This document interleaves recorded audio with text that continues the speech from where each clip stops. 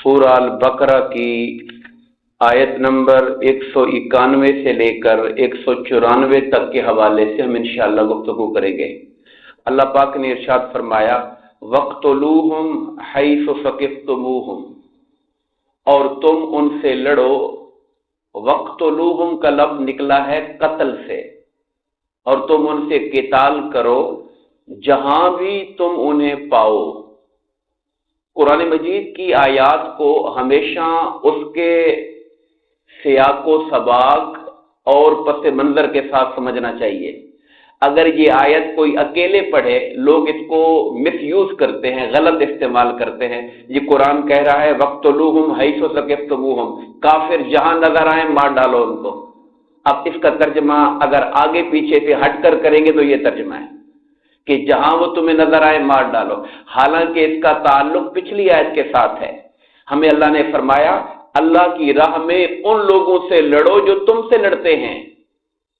हुक्म वहां से शुरू हुआ, अल्लाह की राह में उनसे लड़ो जो तुमसे लड़ते हैं और तुम ज्यादती न करना। अब इसका मतलब यह है कि जब जंग छिड़ जाए और जंग अपने पंजे गाड़ ले और ऐलाने जंग हो जाए तो फिर तो जाहिर है कि दुश्मन का मामला है, दुश्मन जहां नजर आएगा उसे मार दिया जाएगा। ये हालत जंग की बात है, हालत अमन की बात नहीं है। ये बात ज़हन में रहनी चाहिए। वाखरजूहुम मिन हैसु अखरजूकुम, और तुम भी उन्हें निकालो वहां से जहां से उन्होंने तुम्हें निकाला था। यानी पहल वो कर चुके हैं तुम्हारे साथ ज्यादती की। अहलियान मक्का से का मुसलमानों से कहा जा रहा है कि उन्होंने जुल्म व सितम करके तुम्हें मक्का से निकलने पर मजबूर किया। तुम्हें पहले हबशा जाना पड़ा, फिर तुम्हें मदीना जाना पड़ा, अपना घर बार खानदान छोड़कर। ए मुसलमानों, उन्होंने जुल्म की हद कर दी है। जब वो तुम्हें कत्ल करने के पीछे दरपे होकर मदीना तक पहुंच के हमले कर रहे हैं। बाद लोग कहते हैं जी मुसलमान जंग छेड़ते हैं। मुझे बताइए कि जो पहली मुसलमानों की जंग हुई बदर की, वो हमने मक्का जाके मुसल्लत नहीं की, वो मदीना के करीब और मक्का से ज्यादा फासला है उसका, वो बदर का मकाम था।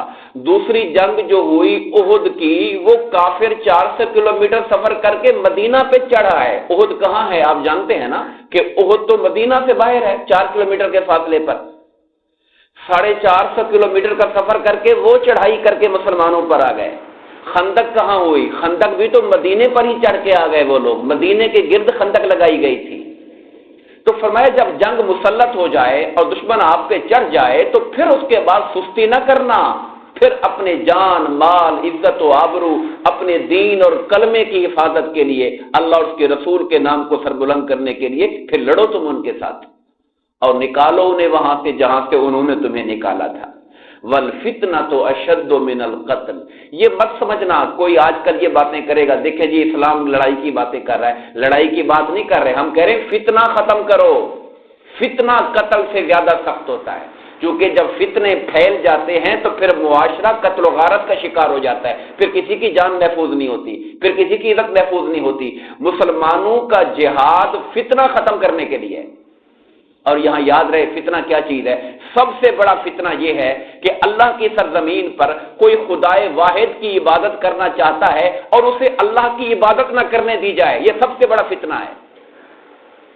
कोई अल्लाह की सरजमीन पर अल्लाह का दिया हुआ कुरान और सुन्नत का निजाम नाफिज करना चाहता है, उस निजाम को नाफिज करने की राह में रोड़े अटकाए जाएं, यह सबसे बड़ा फितना है।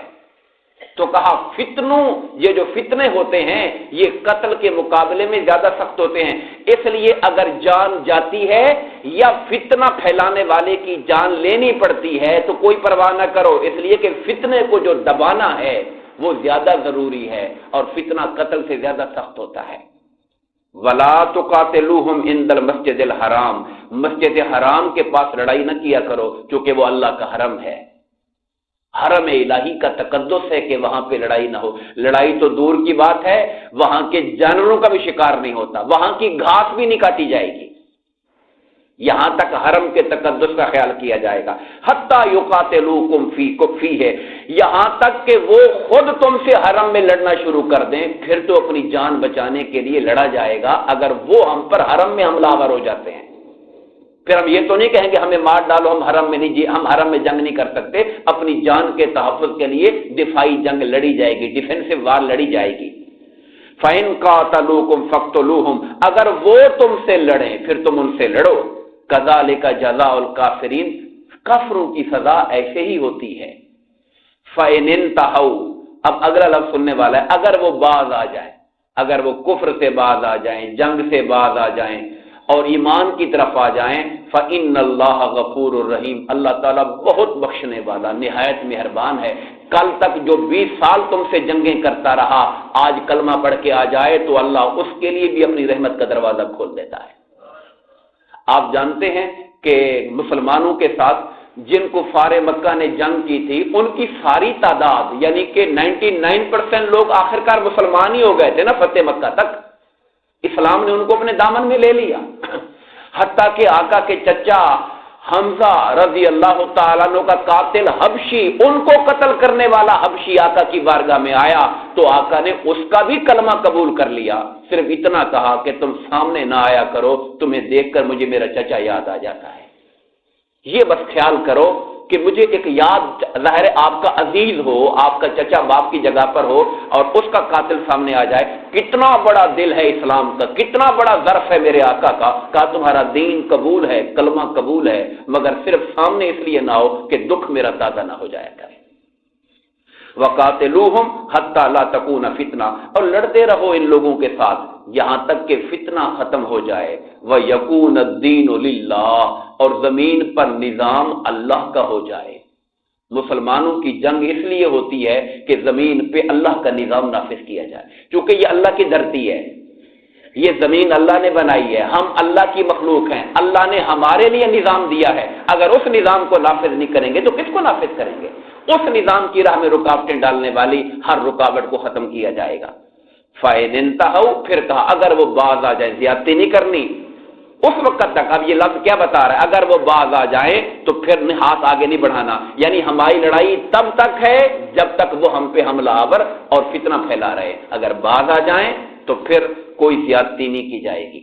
الا علی الظالمین، سوائے ان لوگوں کے جو جنگی مجرم ہوں گے، ظالم لوگ ہوں گے، ان کو سزا ملے گی، مگر عمومی طور پہ جنگ ختم کر دی جائے گی۔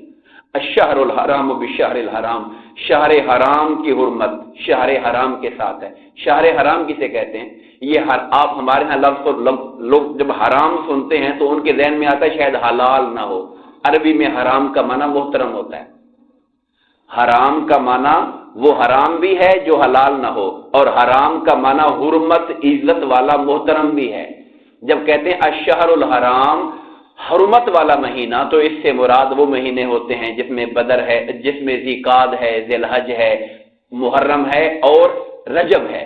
یہ 4 مہینے جو حج اور عمرے کے لیے لوگ سفر کرتے تھے، ان کو قرآن کہتا ہے یہ محترم مہینے، ان کا خیال رکھا جائے گا۔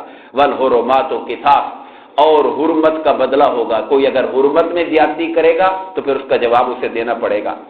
فَمَنِ اعْتَدَىٰ عَلَيْكُمْ فَاعْتَدُوا عَلَيْهِ بِمِثْلِ مَا اعْتَدَىٰ عَلَيْكُمْ، اگر کوئی تمہارے ساتھ زیادتی کرتا ہے تو تم اتنا ہی اس کو جواب دو جتنا اس نے کی ہے، یعنی ظالم کو ظلم کا بدلہ لینے میں بھی زیادتی نہیں کرنی، انصاف سے کام لینا ہے، کیونکہ زمین پر انصاف سے کام لیا جائے تو جرم ختم ہوتا ہے۔ اگر زیادتی کریں گے تو پھر مظلوم کو جب طاقت ملے گی وہ بدلہ لے گا، وہ زیادتی کرے گا پھر دوسرا بدلہ لے گا، اور زمین پہ کبھی امن نہیں آ سکتا ہے۔ اس لیے کہا زیادتی نہیں کرنی کسی کے ساتھ۔ واتقوا اللہ، اللہ سے ڈرتے رہو۔ وَاعْلَمُوا أَنَّ اللَّهَ مَعَ الْمُتَّقِينَ، اللہ سے ڈرتے رہو، یاد رکھو اللہ ڈرنے والوں کے ساتھ ہوتا ہے، جن کے دل میں اللہ کا ڈر ہوتا ہے، تقوی والے جو ہوتے ہیں، اللہ کی معیت، اللہ کی مدد، اللہ کی نصرت ان کے ساتھ ہوتی ہے۔ دعا فرمائیں اللہ تعالی ہم سب کو اپنے کلام مبارک کو پڑھنے، سمجھنے اور اس پر عمل کرنے کی توفیق عطا فرمائے، آمین۔ وما علینا الا البلاغ۔